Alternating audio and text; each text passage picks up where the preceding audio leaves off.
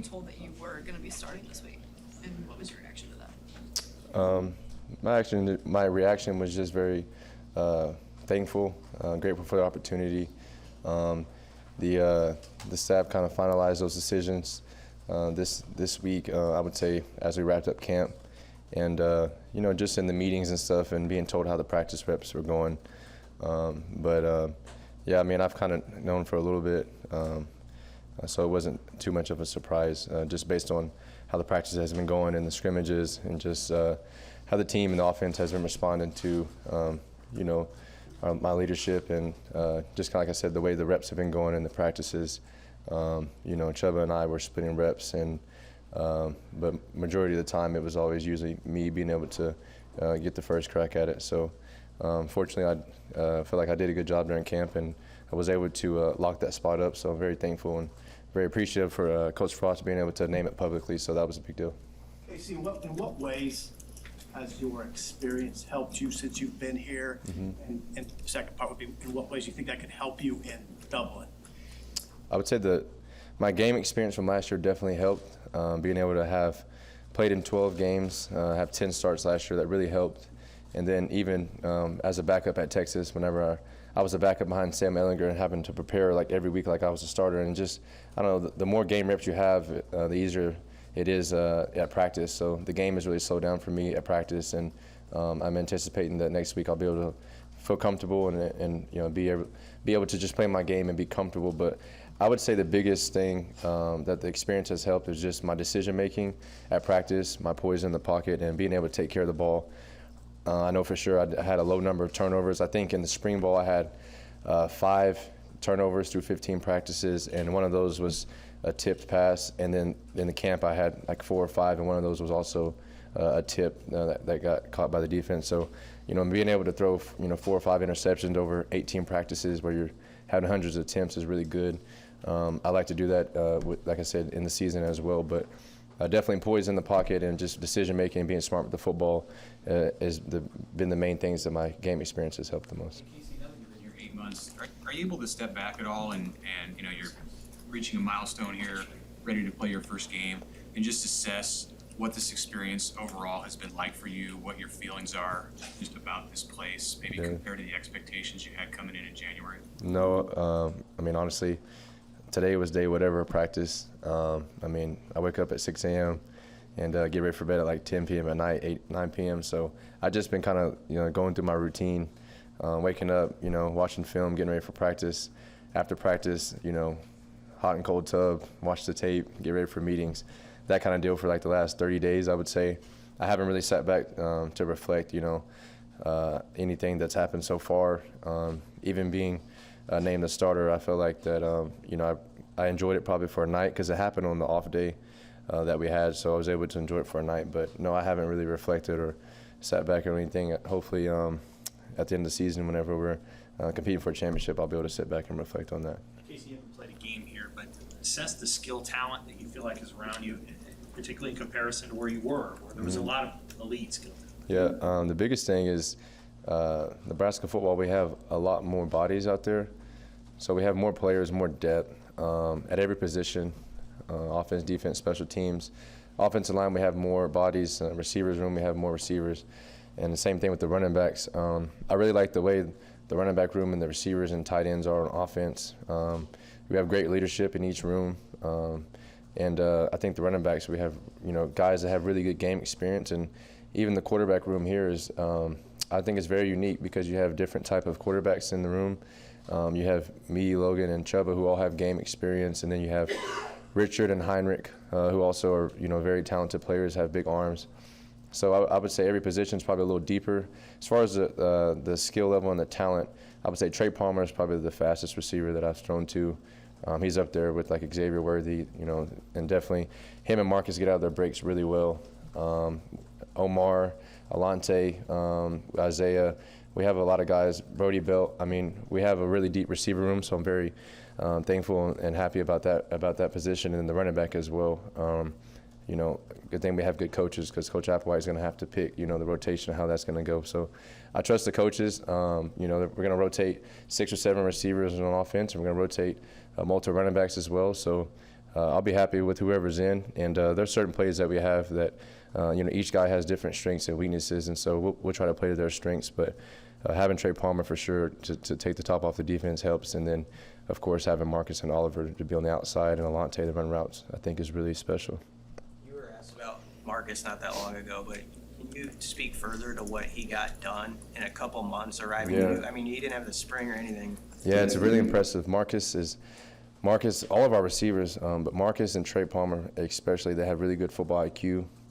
Marcus is a great route runner. He has very natural hands.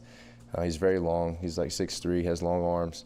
Marcus is he does a good job of understanding leverage and just the art of route running.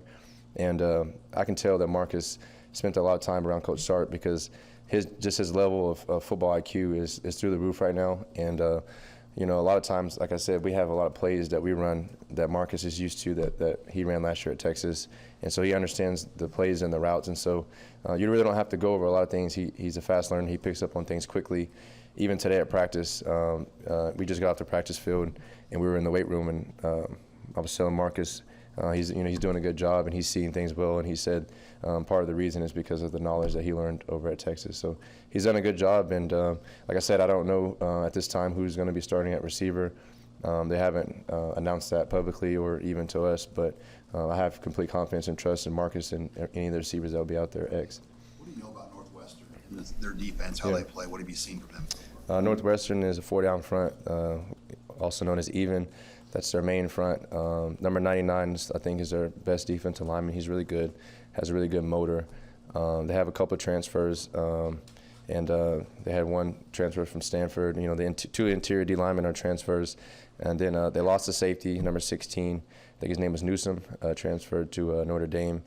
So they got a new starter back there at safety. But they have some good players in the back end, but they're predominantly 4-down front. They play cover 4, and they rotate a little bit. They mix it up, and they'll go one high. They'll go zone and man. They bring pressure occasionally. There's certain situations they like to bring pressure. Still studying the red zone defense, and I'm still studying, certain situations and formations. But we have a pretty good idea and game plan so far. We used kind of this last week of training camp to prepare and put a good game plan together. So today's Sunday, and I feel very confident that we have a great game plan already going in to Ireland before we get on the flight. But I would say 99, their defensive lineman definitely stands out on film. And then number 11, he played corner last year, the defensive back. I would say he probably has the best speed over there. I think he was a 10.6 100-meter track guy, so he has good speed on the outside. So I think they have good talent, and it's a good defense, and I'll be excited to line up against them. Casey, how do you help just walk the line between caring about this game and caring too much and getting uptight? Yeah. I think the confidence comes from our training. There's a saying that says, you don't rise to the level of the occasion, you fall back on your training. And like I said, today's Sunday, and we're 6 days out, and I have complete confidence in this game plan and the offense and the coaching staff, and just trying to keep everybody positive and relaxed. We had a really good practice today, almost no mistakes on the whole day, whether that was against the defense or the scouts. The game plan's really, really good and solid right now. We had a practice yesterday where we went over like 90 to 100 plays, and we didn't have many repeats or mistakes. So I think that the guys have a lot of confidence right now. But me as the quarterback, I just try to keep them positive and encourage them after practice today, just trying to talk to the receivers and let them know we had a great practice, and telling the line, we had a good practice, and encouraging the guys when we have to do half gashes and sprints after practice that this is going to help us for the game and ultimately for the season. So we're just trying to take one game at a time. But when we get over there, I think the main thing is on game day, my confidence and poise and my body language, and just showing the rest of the team and the offense that, hey, we've been here before, we practiced for this, and we're all prepared, and just relax, have fun, and play the game. So I would say my poise and my body language would probably help the most on game day for sure. Do you get nervous? No, I haven't gotten nervous. Actually, the most relaxed I ever was for a game was against in Dallas, Texas last year, October 9th, against OU. That was probably the most relaxed I was for a game, and it was a different experience. We talk about it a lot, but you basically go into like a meditation state. I don't know how to explain it, but I get really relaxed before games in the warm-ups.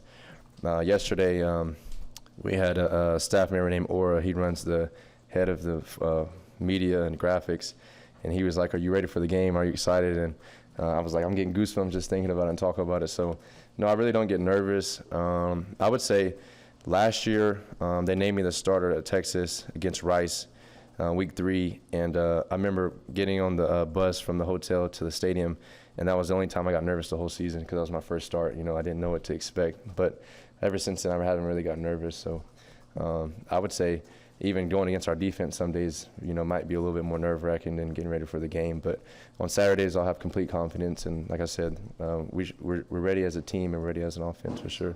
Marcus said this to us as reporters, so I assume he said this to you. He feels like he and you both have a chip on your shoulder. Yeah. Something to prove. What is he talking about? What do you think? Yeah, Marcus pointed out to me when he got here that he just noticed that I'm very locked in and focused. But I think the chip on my shoulder that he's talking about, and also on his shoulder, is it just comes from being doubted and, you know, things not going in your favor in life. You know, when your back is against the wall or things don't go in your favor, you know, you have to just continue to fight back and stay resilient. And like I said, you know, things, whether that was from injury or wins and losses, but you know, here at Nebraska last year there wasn't a winning season, and I also didn't have a winning season at the place I was at before. So just a chip on the shoulder to, you know, prove myself right and about my game and knowing the ability that I can play at. But I think what Marcus is talking about is at practice and anything from walkthroughs, routes on air, 1-on-1, 7-on-7, team versus scouts, team versus the defense, scrimmages, it doesn't matter. I'm always trying to be perfect. You know, I want to have perfect throws. I want to make perfect reads. Throughout the last like 18 or 19 practices, I've had a couple practices where I was like maybe 1 or 2 throws off from being perfect on the whole day. That's from start to finish in the practice. So I'm just continuing to strive for perfection. I don't know if I'll ever get there in a practice or a game, but like I said, the chip on my shoulder is bigger now than it ever was, and I'm just trying to be a winning quarterback and play at a high level for this team. Do your skill players understand the standards that you have? Are they starting to understand how to get used to you? Yeah, I mean, some days like when we start practice and we go 1-on-1s, routes on air, 7-on-7 during training camp, I challenge the guys. I'd be like, let's go 10 for 10, or you know, I think a lot of days we go 7 or 8 out of 10. And we had one day during training camp where we went 10 for 10 the first 10 passes. And I told the receivers, like, we just went 10 for 10 that period. And they're like, oh, really? I didn't even know that. And I was like, yeah, I've been trying to get that for weeks, you know. So they understand the level that we want to. And then after practice, we do this thing called One More that the coaches kind of encourage us to do. And the quarterbacks and the receivers and every position group on the team, we basically do one more rep or one more drill or something, and the quarterbacks throw to the receivers, and we'll pick a different route. But today we did like a over route in the red zone, and we have to complete 14 or 15 passes in a row, and that's all the receivers, all the quarterbacks. Some days we pick a slant, some days we pick a post route. So just trying to be perfect at practice, so that way on game day, you know, it'll become second nature. Thank you, guys.